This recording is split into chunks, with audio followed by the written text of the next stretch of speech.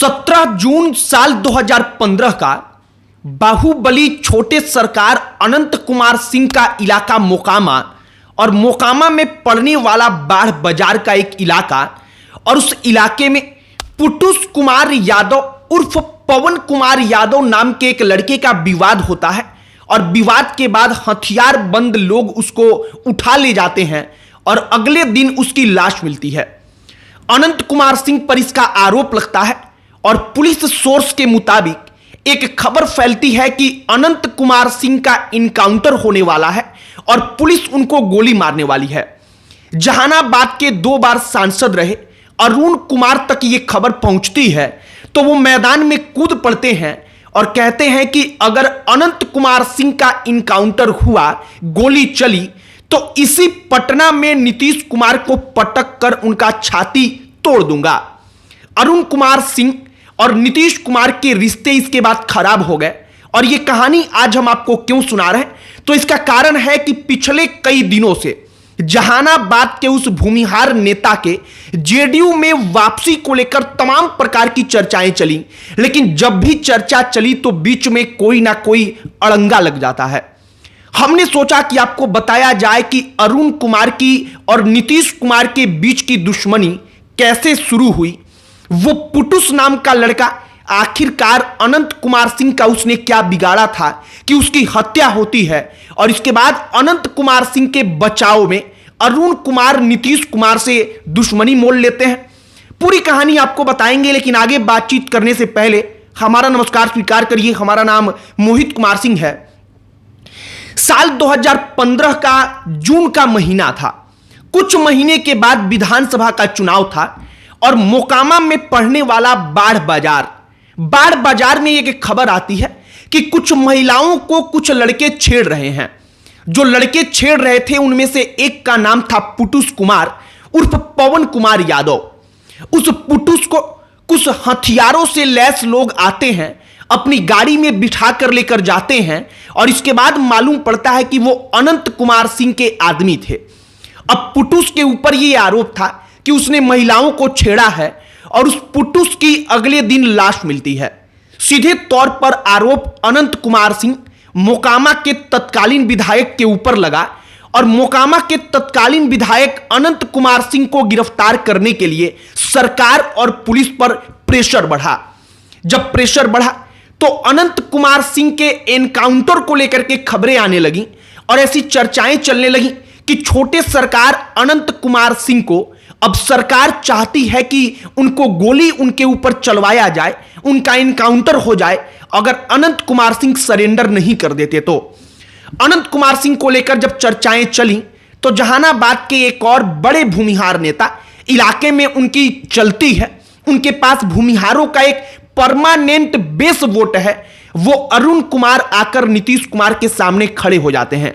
वो अनंत कुमार सिंह के समर्थन में बोलते हैं और इसी के बाद से अरुण कुमार और नीतीश कुमार की दुश्मनी शुरू होती है। अरुण कुमार जहानाबाद के 2 बार के सांसद रहे हैं। जहानाबाद वो इलाका जो बिहार में भूमिहारों के राजनीतिक रसूख के लिए जाना जाता है, वो इलाका जहां पर भूमिहार वर्चस्व में है, जहां पर उनकी जनसंख्या ठीक ठाक है और पिछले लोकसभा के चुनाव में जनता दल यूनाइटेड वहां से चुनाव हार गई।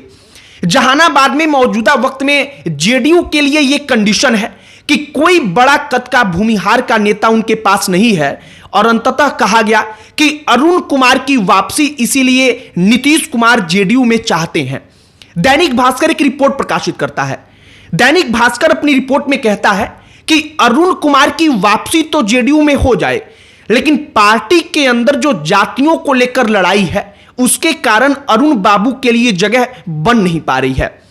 एक न्योता तमाम पत्रकारों को जेडीयू की तरफ से दिया जाता है कि एक बड़े नेता के पार्टी की ज्वाइनिंग होनी है, पार्टी में ज्वाइनिंग होनी है और अंत समय पर उस पार्टी के ज्वाइनिंग के कार्यक्रम को टाल दिया जाता है।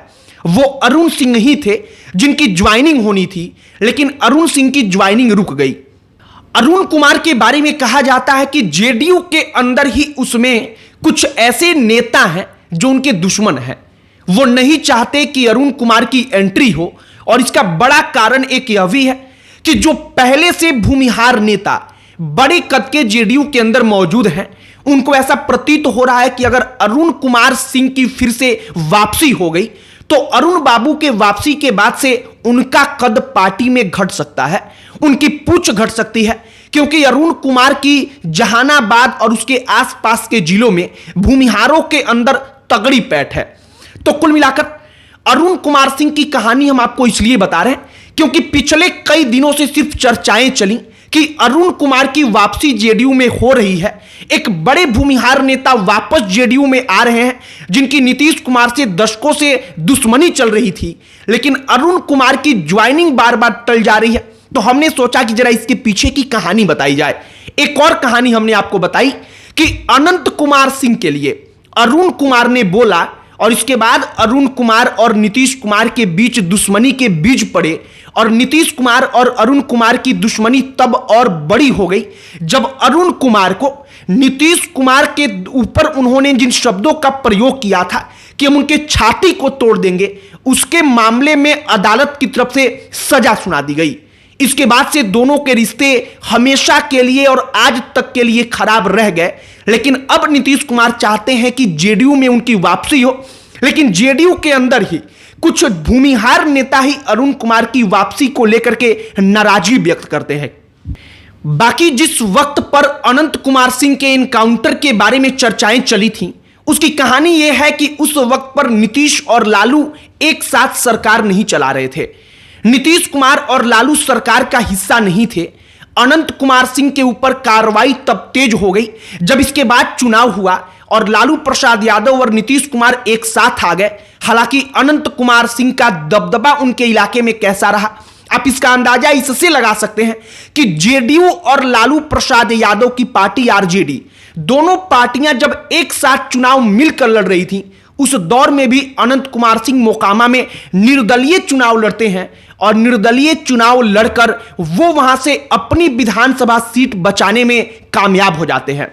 और इसके बाद जब साल 2020 का वक्त आता है तो जिस अनंत सिंह के ऊपर यादव लड़के के हत्या का आरोप लगा था, उसी अनंत कुमार सिंह को राष्ट्रीय जनता दल, जो यादवों की पार्टी है, वो टिकट देती है और अनंत कुमार सिंह आरजेडी से विधायक बन जाते हैं। तो ये पूरी की पूरी पृष्ठभूमि, पूरी की पूरी कहानी जो हमने आपके सामने रख दी है, आपकी प्रतिक्रिया इस पर क्या है कमेंट बॉक्स में लिखकर बताइएगा।